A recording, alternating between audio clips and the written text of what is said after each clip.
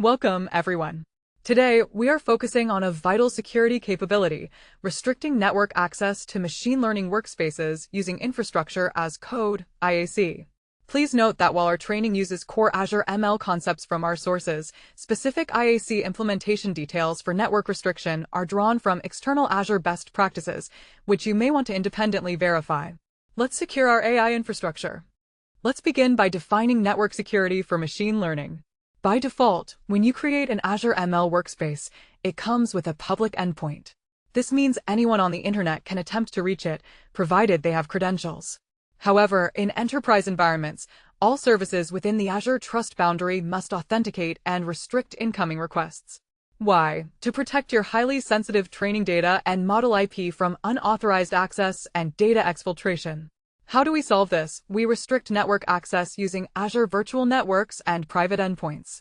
For a deep dive, understand that network isolation is the perimeter defense that perfectly complements your internal role-based access controls, creating a robust zero-trust architecture.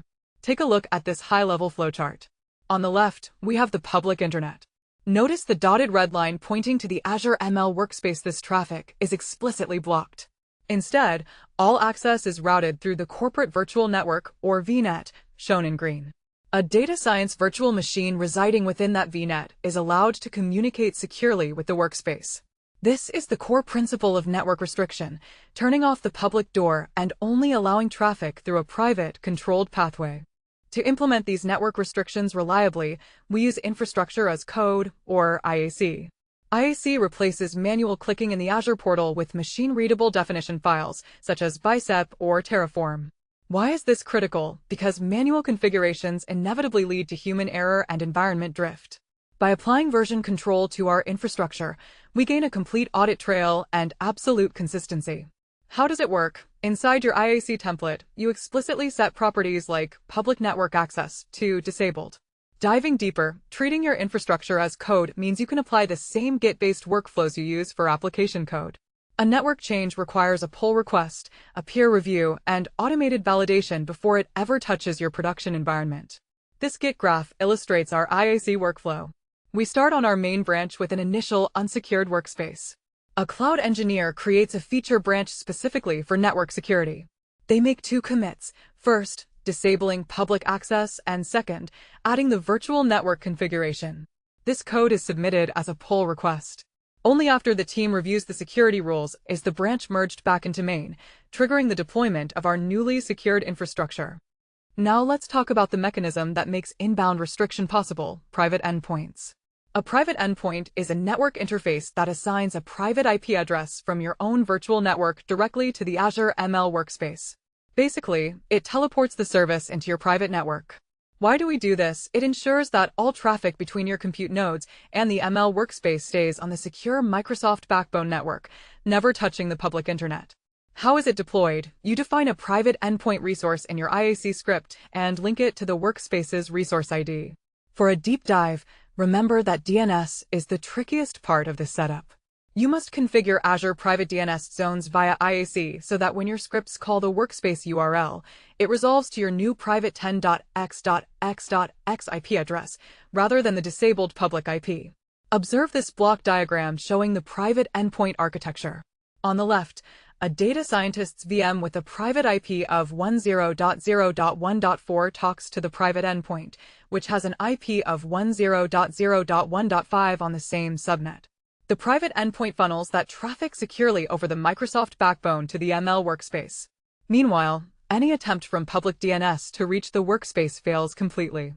The workspace is effectively cloaked from the outside world. Securing inbound traffic is only half the battle. We must also secure outbound traffic. We do this using a managed virtual network. What is it? It's an isolated network managed by Azure ML that houses your compute clusters and instances. The basic premise is controlling what your compute nodes can talk to. Why is outbound security critical? Imagine a malicious package or a compromised script is executed during training. If outbound traffic isn't restricted, that script could exfiltrate your sensitive data to an external server. How do we fix this? In our IaC, we configure the workspace's Manage Network Isolation mode. For a deep dive, the most secure mode is Allow Only Approved Outbound. This enforces a default deny rule for all internet traffic. If your training script needs to download packages from PyPI or fetch code from GitHub, you must explicitly define those destinations as user-defined outbound rules in your IaC. This flowchart demonstrates the managed VNet firewall in action. Our ML compute cluster sits at the top, attempting to send data out. Every request hits the managed VNet firewall. If the destination is an approved fully qualified domain name, FQDN, defined in our IaC like an Azure storage account or PYPI, the traffic is allowed, shown in green. If the script attempts to reach an unapproved IP, like a malicious external server, the firewall blocks it immediately, shown in red. A machine learning workspace does not exist in a vacuum. It heavily relies on associated resources. What are these? Your Azure storage account for data, Key Vault for secrets, and Azure Container Registry for Docker images. The basic rule of thumb is securing your ML workspace is completely ineffective if your storage account is still open to the public internet. Why? Because a complete security perimeter requires every interconnected service to share the same strict boundaries. How do we orchestrate this? In your IaC templates, you must deploy private endpoints not just for the workspace, but for the storage, Key Vault, and ACR as well. For a deep dive into IaC architecture, you must manage deployment dependencies carefully. You should use depends-on clauses or modular deployments to guarantee that these associated resources and their private endpoints are fully active before the workspace resource is created and attempts to link to them. Look at this architecture diagram. The gray box represents our secure virtual network perimeter. Inside, we have the Azure ML workspace, Azure Storage, Key Vault, and Container Registry. Notice that all communication between the workspace and these associated resources travels exclusively over private links.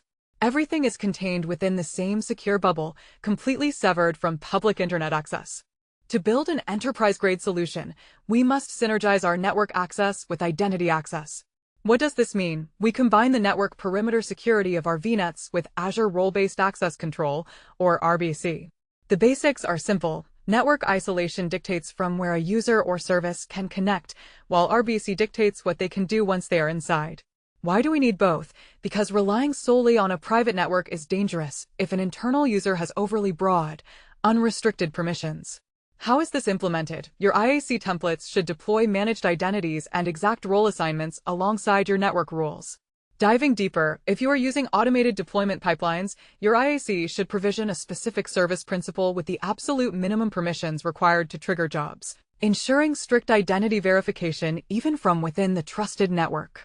This flowchart demonstrates the synergy of our two-step security verification. When a user or service makes a request, it first hits the network check.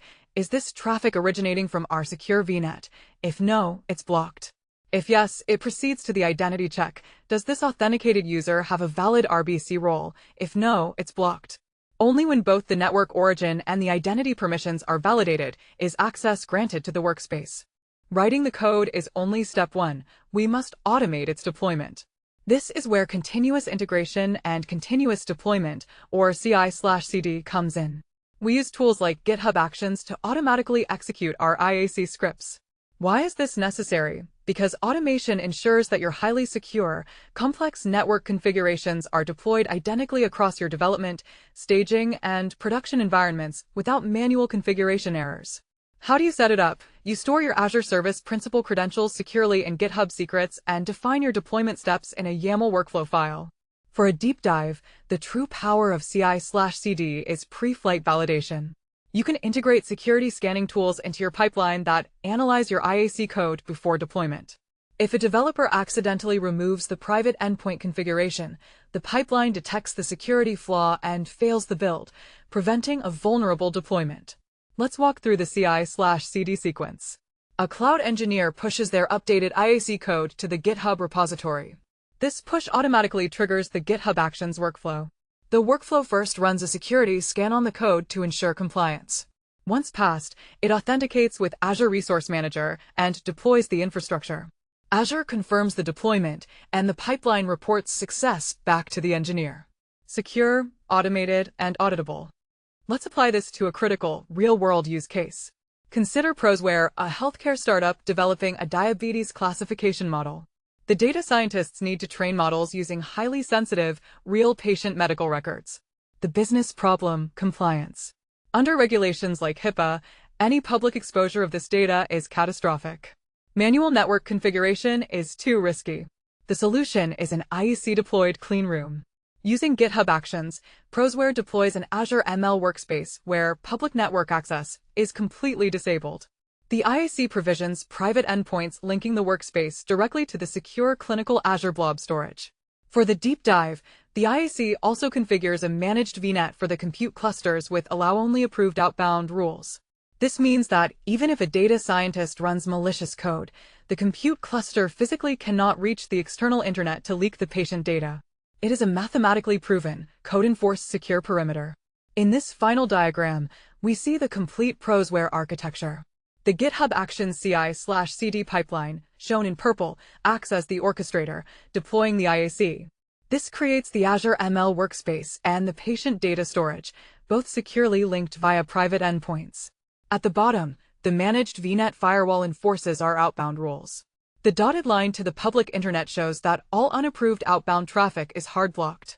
This guarantees that Prosware's sensitive healthcare data remains completely isolated and secure.